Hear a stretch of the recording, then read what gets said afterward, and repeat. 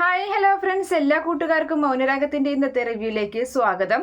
അങ്ങനെ സരയുവും മനോഹറും കൂടി കട്ടിൽ അങ്ങനെ ഇരുന്നിട്ട് സംസാരിച്ചു കൊണ്ടിരിക്കുകയാണ്. അപ്പൊ സരയു പറയുന്നുണ്ട്, ഇന്ന് വൈകിട്ട് എന്തായാലും നമുക്ക് പുറത്തേക്ക് പോകാം മനുവേട്ട, എന്റെ മനസ്സിൽ കുറച്ച് വിഷമങ്ങളുണ്ട്, അത് ഞാൻ മനുവേട്ടനോട് തുറന്ന് പറയാം എന്ന് പറയുമ്പോൾ, അതേ മോളെ, മനസ്സിലുള്ള വേദനകൾ എന്നോട് തുറന്ന് പറഞ്ഞു കഴിഞ്ഞാൽ മോളുടെ മനസ്സിന്റെ വേദന അത് അങ്ങ് കുറഞ്ഞു കിട്ടും എന്നും പറഞ്ഞിട്ട് അങ്ങനെ ഇരിക്കുകയാണ്. ആ സമയത്ത് മനോഹറിന്റെ തോളിൽ ചാരി കിടക്കുന്നുണ്ട് സരയും. അപ്പോ മനോഹർ ചിന്തിക്കുകയാണ്, ഓ പിശാശി പിടിച്ച പിടി മുറുക്കിക്കൊണ്ടിരിക്കുകയാണ്. ഓരോ ദിവസം കഴിയും തോറും ഇത് ഈ പിടി മുറുകുകയാണല്ലോ. ഇവളുടെ കയ്യിൽ നിന്ന് എങ്ങനെ രക്ഷപ്പെടും? ഇയാളാണെങ്കിൽ, ഇവളുടെ അച്ഛനാണെങ്കിൽ തരാമെന്ന് പറഞ്ഞ പൈസ തരുന്നുമില്ല, എന്താ ചെയ്യുക എന്നൊക്കെ ഇങ്ങനെ ആ മനസ്സിൽ ചിന്തിച്ചുകൊണ്ടിരിക്കുമ്പോൾ സരയു ചോദിക്കുകയാണ്, എന്ത് പറ്റി മനുവേട്ട എന്ന് ചോദിക്കുന്നുണ്ട്.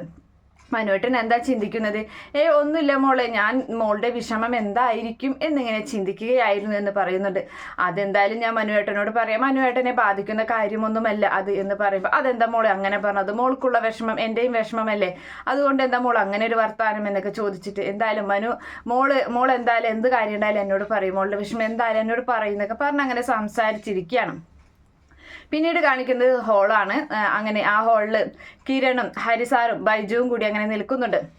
അപ്പോൾ ബൈജു പറയാണ്, എല്ലാം ഈ മണ്ഡപം, അതായത് രജിസ്റ്റർ ഓഫീസിൽ നിന്ന് മണ്ഡപത്തിലേക്ക് കല്യാണം മാറ്റിയത് അളിയൻ്റെ ബുദ്ധിയാണോ എന്ന് ചോദിക്കുന്നുണ്ട് ബൈജു. അപ്പോൾ ആ സമയത്ത് എൻ്റെയും കൂടുതൽ എല്ലാ പരിപാടിയും എല്ലാതിൻ്റെ പ്ലാന് കല്യാണിയാണ് എന്ന് പറയുന്നുണ്ട്. അപ്പോൾ ആ സമയത്ത് എന്തായാലും നല്ല അടിപൊളിയായിട്ടുണ്ട്, എന്തായാലും ഒരുപാട് ആൾക്കാരൊക്കെ ഇവിടേക്ക് വരും എന്നിങ്ങനെ പറഞ്ഞ് നിൽക്കുന്നുണ്ട്. അങ്ങനെ പുറത്താണെങ്കിൽ കാറ് വന്ന് നിൽക്കുകയാണ്, നമ്മുടെ പ്രകാശന്റെ കാറ്. അങ്ങനെ പ്രകാശൻ അതിൽ നിന്ന് ആദ്യം ഇറങ്ങുന്നുണ്ട്, അതുപോലെ തന്നെ എല്ലാവരും ഓരോരുത്തരായിട്ട് ഇറങ്ങുകയാണ്. അപ്പോൾ അവരെ സ്വീകരിക്കാൻ വേണ്ടി താലമൊക്കെ എടുത്തിട്ട് അവിടെ പെൺകുട്ടികൾ നിൽക്കുന്നുണ്ട്. അതുപോലെ തന്നെ പൂമാല അണിയാനും ബൊക്കയും ഒക്കെ ആയിട്ട് അങ്ങനെ അവരങ്ങനെ കുറച്ച് ആൾക്കാർ അവിടെ നിൽക്കുന്നുണ്ട്. ആ ഒരു കാഴ്ച കണ്ട് അമ്മൂമ്മയ്ക്ക് അത് വല്ലാതെ അങ്ങ് സുഖിച്ചു. അമ്മൂമ്മ പ്രകാശനെ നോക്കുകയാണ്, പ്രകാശനോട് ചോദിക്കുന്നുണ്ട്, എന്താടാ ഇതൊക്കെ എന്ന് ചോദിക്കുമ്പോൾ, അമ്മേ അല്ല, ഇതൊക്കെ ഈ VIP-കളുടെ കല്യാണത്തിൽ ഇതൊക്കെ സാധാരണയാണ്, നമ്മളിപ്പോൾ VIP-കളല്ലേ എന്നിങ്ങനെ ചോദിക്കുകയാണ്. അങ്ങനെ അവർ നേരെ വരുന്നുണ്ട് അവരുടെ അരികിലേക്കായിട്ട്. അങ്ങനെ എന്താ പറയുക, ഒരു പൂമാല എടുത്തിട്ട് പ്രകാശൻ അണിഞ്ഞു കൊടുക്കുകയും അതുപോലെ തന്നെ കുറി തൊട്ട് കൊടുക്കുന്നുണ്ട് നെറ്റിയിൽ. അങ്ങനെ ആ സമയത്ത് പരിചയപ്പെടുത്തുന്നുണ്ട്, ഞാൻ പൊണ്ണിൻ്റെ മാമനാണ് എന്ന് പറഞ്ഞു കൊടുക്കുകയാണ്. ഇത് മാമ പയ്യൻ എന്നും പറഞ്ഞിട്ട് മറ്റൊരു പയ്യനെ കാണിച്ചു കൊടുക്കുകയും ചെയ്യാണ്. അപ്പോൾ നമസ്കാരം എന്നൊക്കെ പറഞ്ഞ് പ്രകാശൻ അങ്ങനെ അവർ വലിയൊരു അഭിമാനത്തോടുകൂടി അങ്ങനെ നിൽക്കുകയാണ്. അപ്പോൾ ആ സമയത്ത് എല്ലാവരും വന്നില്ലേ എന്നൊക്കെ ചോദിക്കുന്നുണ്ട്. അപ്പോൾ ഇതെൻ്റെ അമ്മയാണ്, ഇതെൻ്റെ മകനാണ്, അങ്ങനെയൊക്കെ വലിയ വാർത്താനൊക്കെ പറഞ്ഞിട്ട് അകത്തേക്ക് കടക്കുക എന്നിങ്ങനെ അവരിങ്ങനെ കാണിക്കുകയാണ്. അപ്പോൾ അത് വേഗം തന്നെ അവർ അകത്തേക്ക് ഇങ്ങനെ കടന്നു പോകുന്നുണ്ട്, ഹോളിലേക്ക് കടക്കുകയാണ്. അങ്ങനെ ഹോളിൻ്റെ ആ ഒരു ചുറ്റുവട്ടവും കാര്യങ്ങളൊക്കെ കാണുമ്പോൾ പ്രകാശൻ അങ്ങ് വല്ലാതെ ഇഷ്ടപ്പെടുന്നുണ്ട്, അടിപൊളിയായിട്ടുണ്ട് എന്തായാലും എന്നും പറഞ്ഞ് വലിയ സന്തോഷത്തിലാണ്. അപ്പോൾ ആ സമയത്ത് പുറത്ത് നമ്മുടെ ബാലണ്ണനും അതുപോലെ രാജപ്പനും കൂടി സംസാരിക്കുകയാണ്. ബാലണ്ണന് കാര്യങ്ങൾ അറിയാം, പക്ഷെ രാജപ്പൻ പറയുന്നുണ്ട്, പ്രകാശന്റെ ഒരു ഭാഗ്യം ഒന്ന് നോക്കിയിടാ എന്ന് പറയാണ്. അപ്പോൾ ആ സമയത്ത് അതെ ഭയങ്കര ഭാഗ്യം തന്നെയാണ്, അതെന്താടാ നീ അങ്ങനെ പറഞ്ഞത്? ഒന്നുമില്ല എന്ന് പറയുന്നുണ്ട്. എന്തായാലും അവൻ്റെ ഭാഗ്യം വന്നപ്പോൾ തലച്ചുമട് പോലെയാണ് അവന് ഭാഗ്യം വന്നത് എന്ന് രാജപ്പൻ പറയുന്നുണ്ട്. അതെ തലച്ചുമടിൽ അവന് പൊന്തിക്കാൻ പറ്റിയാൽ മതിയായിരുന്നു, അതെന്താടാ നീ അങ്ങനെ പറഞ്ഞു? അല്ല, പണമൊക്കെ അത്ര അധികം അവന് കിട്ടുന്നത്, അപ്പം ആ പണം അവന് തലച്ചുമടായിട്ട് എടുക്കാൻ പറ്റിയാൽ മതിയായിരുന്നു എന്ന് ഞാൻ പറയുകയാണെന്ന് പറഞ്ഞപ്പോൾ രാജപ്പൻ പറയുന്നുണ്ട്, അങ്ങനെ പണം കിട്ടുകയാണെങ്കിൽ അവൻ എന്തിനാ എടുക്കുന്നത്? എൻ്റെ തലയുണ്ട്, ഒന്നൊന്നര തലയാണ്, അതിനൊക്കെ പറ്റും, ഞാൻ എടുത്തോളാം. അവനെ എൻ്റെ കയ്യിൽ നിന്നിട്ട് കുറേ പൈസ ഒക്കെ വാങ്ങിയിട്ട് കല്യാണം കഴിഞ്ഞ് ഉടനെ തരാമെന്നൊക്കെയാണ് പറഞ്ഞിട്ടുള്ളത്. കിട്ടും ഉറപ്പായിട്ടും കിട്ടും എന്നൊക്കെ ഇങ്ങനെ പറയാണ്. അങ്ങനെ അകത്തേക്ക് കടക്കുകയാണ് നമ്മുടെ പ്രകാശൻ. അപ്പോൾ പ്രകാശനെ കണ്ടിട്ട് ബൈജു പറയുന്നുണ്ട്, ദേ മണവാളൻ എത്തിയല്ലോ എന്ന് പറയാണ്. അങ്ങനെ ബൈജുവും കിരണും ഹരിസാറും കൂടി അങ്ങോട്ട് നീങ്ങി നിൽക്കുന്നുണ്ട്. അപ്പോൾ ഇവർ കാണത്തക്ക രീതിയിൽ നിൽക്കുകയാണ്. അപ്പോൾ പ്രകാശനാണെങ്കിൽ അതേ വന്നിട്ടുണ്ടല്ലോ അവരൊക്കെ എന്നിങ്ങനെ പറയുന്നുണ്ട്. അപ്പോൾ അയ്യോ അയാൾ വന്നിട്ടുണ്ട്, ആ ജോലിക്കാർ അവരുടെ ജോലിക്കാരും വന്നിട്ടുണ്ട്, ആ ബുദ്ധി ഉറക്കാത്തവനും വന്നിട്ടുണ്ട് എന്നൊക്കെ ഹരിസാറിനെയും ബൈജുവിനെയും പറ്റി പറയുന്നുണ്ട്. വിക്രം പറയുന്ന സമയത്ത് അമ്മൂമ്മ ചോദിക്കുകയാണ്, അയ്യോ ആ ഭ്രാന്ത് പിടിച്ച ആ പെൺകുട്ടി വന്നിട്ടുണ്ട്, ആ പെൺകുട്ടി ഉണ്ടായാൽ ആകെ പ്രശ്നമാണെന്ന് പറയുന്നുണ്ട്. അതുപോലെ തന്നെ പടക്കം പൊട്ടിച്ച കാര്യങ്ങളൊക്കെ ഇങ്ങനെ പറയാണ്. അതൊന്നും പേടിക്കേണ്ട അമ്മ മിണ്ടാതിരുന്ന് അവരൊക്കെ വന്നോട്ടെ, എല്ലാവരും കാണട്ടെ, പ്രകാശന് കിട്ടിയ ഭാഗ്യം എല്ലാവരും കാണട്ടെ, എല്ലാവരും വരട്ടെ എന്നിങ്ങനെയൊക്കെ പറഞ്ഞ് അങ്ങനെ നിൽക്കുകയാണ്. അല്ല, കല്യാണിയെയും അവരൊന്നും കണ്ടില്ലല്ലോ, അയാളുടെ പെണ്ണിനെയും അവൻ്റെ അമ്മായിമ്മയും ഒന്നും കണ്ടില്ലല്ലോ എന്ന് പറയുന്നുണ്ട്. കാരണം കല്യാണിയെയും ദീപയെയാണ് ഉദ്ദേശിച്ചത്. ആവോ വന്നിട്ടുണ്ടാവായിരിക്കും എന്നൊക്കെ പറഞ്ഞങ്ങനെ നിൽക്കുന്നുണ്ട്. അങ്ങനെ അതിന് ശേഷമാണെങ്കിൽ അവർ വേഗം കിരണിൻ്റെ അരികിലേക്ക് ഇങ്ങനെ ചെല്ലുന്നുണ്ട്. നിങ്ങളൊക്കെ നേരത്തൂടെ എത്തിയോ, വിളിച്ചു എന്ന് കരുതിയിട്ട് നേരത്തൂടെ തന്നെ ഇവിടെ വന്നു എന്ന് ചോദിക്കുമ്പോൾ, നേരത്തൂടെ കല്യാണത്തിന് എത്താനല്ലേ പറഞ്ഞത് എന്ന് കിരൺ പറയുന്നുണ്ട്. അതെ, നേരത്തൂടെ എത്താൻ തന്നെയാണ്, എന്തായാലും സദ്യക്ക് അടിപൊളിയാണ്, സദ്യയൊക്കെ എന്തായാലും കഴിച്ചിട്ട് ഞങ്ങൾ പോകുള്ളൂ, അത് ഉറപ്പാണെന്നൊക്കെ ബൈജു പറയുന്നുണ്ട്. അപ്പോൾ ആ സമയത്ത് പടക്കം ഒന്നും പൊട്ടിക്കരുതിട്ടാ, ബാക്കിൽ സൈഡിലിട്ട് പടക്കം പൊട്ടിക്കരുതിട്ടാന്ന് വിക്രം പറയുമ്പോൾ, പടക്കം ബാക്കിലൊന്നും പൊട്ടിക്കില്ല, ഞങ്ങൾ മുന്നിലിട്ട് തന്നെ പൊട്ടിക്കുള്ളൂ എന്ന് ബൈജു മറുപടി പറയുന്നുണ്ട്. അപ്പോൾ അങ്ങനെ അവരങ്ങനെ സംസാരിച്ച് നിൽക്കുന്നുണ്ട്. അവരൊന്നും വന്നില്ലേ, അവരെല്ലാവരും വന്നിട്ടുണ്ട് എന്നൊക്കെ കിരണും പറയാണ്. അല്ല, നിങ്ങൾക്ക് ഇഷ്ടപ്പെട്ടില്ലെങ്കിൽ ഞങ്ങൾ വേണമെങ്കിൽ ഇവിടുന്ന് തന്നെ പൊക്കോളാം എന്ന് കിരൺ അപ്പം തന്നെ പറയുമ്പോൾ, അതൊന്നും വേണ്ട, എല്ലാവരും നല്ല സന്തോഷത്തോടു കൂടി ഇവിടെ വേണം, എൻ്റെ ഭാഗ്യം നിങ്ങളൊക്കെ കാണണം, എനിക്ക് അതുപോലെ വയറ് നിറച്ച് ഭക്ഷണം കഴിച്ചിട്ട് വേണം ഇവിടെ നിന്ന് പോവാനായിട്ട് എന്ന് പറയുന്നുണ്ട്.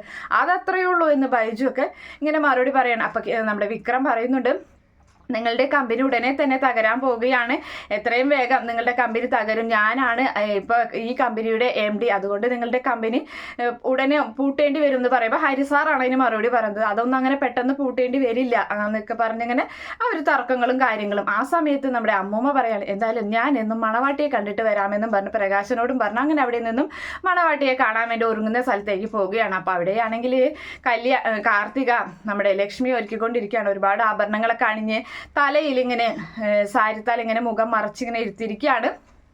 അപ്പോൾ ആ സമയത്ത് എന്നും പറഞ്ഞിട്ട് വലിയ സന്തോഷത്തോടു കൂടി എൻ്റെ മരുമകളുടെ മുഖം ഞാനൊന്ന് കാണട്ടെ എന്നും പറഞ്ഞ് മരുമകളുടെ മുഖം കാണാൻ വേണ്ടി നിൽക്കുമ്പോൾ കാർത്തിക പറയുന്നുണ്ട്, വേണ്ട ഇപ്പോഴല്ല കാണേണ്ടത്, അത് മണ്ഡപത്തിലേക്ക് വരുമ്പോൾ കണ്ടാൽ മതി. അതെന്താ അങ്ങനെയെന്ന് ചോദിക്കുമ്പോൾ, അതങ്ങനെയാണ്, ഞങ്ങളുടെ ആചാരം അങ്ങനെയാണ്, ചെറുക്കൻ്റെ വീട്ടുകാരും അന്നേ ദിവസമാണ് ആ മണ്ഡപത്തിൽ വെച്ചാണ് പെണ്ണിൻ്റെ മുഖം കാണേണ്ടത്, ഇല്ലെങ്കിൽ ഒരുപാട് നാൾ അവർ ജീവിക്കില്ല, ആ ദാമ്പത്യം നല്ല രീതിയിൽ മുന്നോട്ട് പോകില്ല, അതുകൊണ്ടാണ് അങ്ങനെ ഒരു ആചാരം. അങ്ങനെ ഒരു ആചാരമുണ്ടോ? എന്തായാലും പ്രകാശനോട് ഞാൻ പെണ്ണിന്റെ മുഖം കണ്ടു എന്ന് പറയാം. എന്തിനാ അങ്ങനെ പറയുന്നത്? അല്ലെങ്കിൽ അവൻ വിചാരിക്കില്ലേ പെണ്ണിന്റെ മുഖം ഞാൻ കണ്ടില്ലെങ്കിൽ വലിയ അവസ്ഥയോടി വന്നിട്ട് എന്നൊക്കെ പറഞ്ഞു. എന്നാ ശരി എന്നും പറഞ്ഞിട്ട്, എന്തിനാ മുഖം കാണുന്നത്, ഇങ്ങനെ തന്നെ കണ്ടാൽ മതി, നല്ല ഭംഗിയുണ്ട്, എനിക്ക് നല്ല ഭംഗിയുണ്ടല്ലോ ഇങ്ങനെ തന്നെ കാണുന്നൊക്കെ പറഞ്ഞ് അമ്മൂമ്മ നേരെ പ്രകാശിന്റെ അരികിലേക്ക് പോവുകയാണ്. അപ്പോൾ പ്രകാശൻ ചോദിക്കുന്നു, എന്തായി പെണ്ണിനെ കണ്ടോ എന്ന് ചോദിക്കുന്നുണ്ട്. അപ്പോൾ കണ്ടു, പക്ഷെ മുഖം കണ്ടില്ലടാ എന്ന് പറയുന്നുണ്ട്. അതെന്താ മുഖം കാണാൻ? അപ്പം ഇങ്ങനെ ഒരു ആചാരമുണ്ട് എന്നിങ്ങനെ പറയുകയാണ്. അപ്പം അത് കുഴപ്പമില്ല എന്ന് പറഞ്ഞ് നിൽക്കുകയാണ്. അതേ സമയത്ത് നമ്മുടെ രാജപ്പനാണെങ്കിൽ കിരണിനോടൊക്കെ സംസാരിക്കുകയാണ്. അപ്പോൾ പറയുന്നുണ്ട്, അവൻ്റെ ഒരു ഭാഗ്യം ഈ സമയത്ത് ഞാൻ അവനൊരു 17 ലക്ഷം രൂപ കൊടുത്തിട്ടുണ്ട് ഈ ഒരു കാര്യത്തിന് വേണ്ടിയിട്ട്, കല്യാണത്തിന് വേണ്ടിയിട്ട്, അത് ഉടനെ തരാമെന്ന് അവൻ പറഞ്ഞിട്ടുണ്ടെന്ന് പറയുമ്പോൾ, അതെ കിട്ടും, അത് ഉടനെ കിട്ടും എന്നൊക്കെ ബൈജു ഇങ്ങനെ തലാട്ടി പറയുകയാണ്.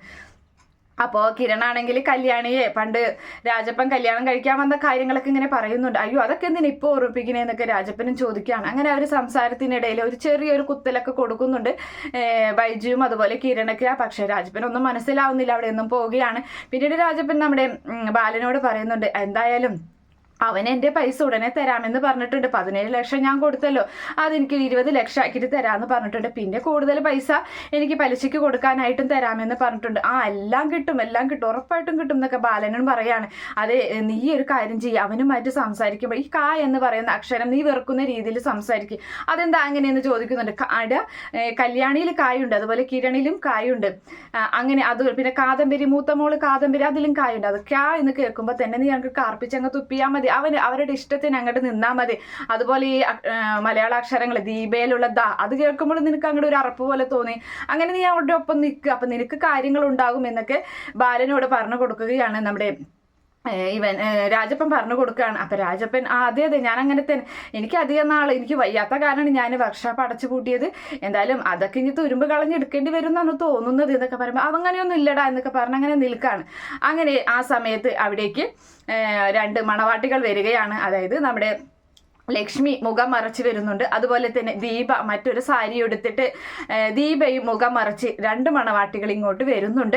ആ ഒരു ഭാഗം കാണിച്ചിട്ടാണ് ഇന്നത്തെ എപ്പിസോഡ് അവസാനിക്കുന്നത്. Okay friends, bye, thank U.